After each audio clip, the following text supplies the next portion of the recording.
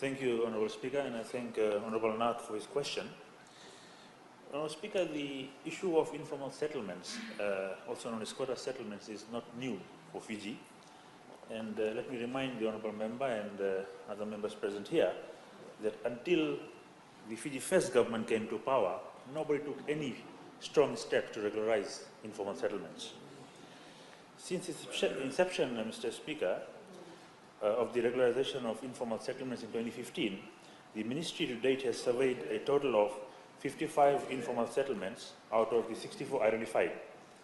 21 of these informal settlements are in the Central Division, 17 informal settlements are in the Western Division, and 17 of the informal settlements are in the Northern Division.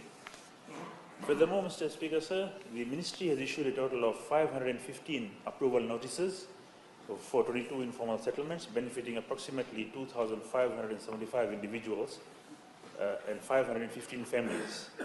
Of these, 89 families are in the Central Division, in 6 informal settlements, 293 for the Western Division, 8 informal settlements, and 133 for the Northern Division, just 8 informal settlements. Mr. Speaker, sir, as my predecessor had stated in his August House, security and freedom is what the Fiji citizens seek, and that they shall find.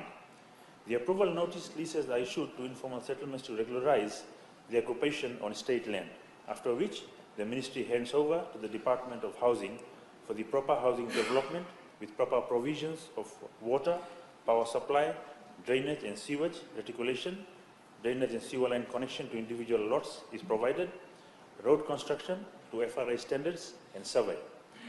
Once the development is completed and the survey plan is approved, the Ministry then issues proper leases to the individual tenants. Thank you, Mr. Speaker, sir.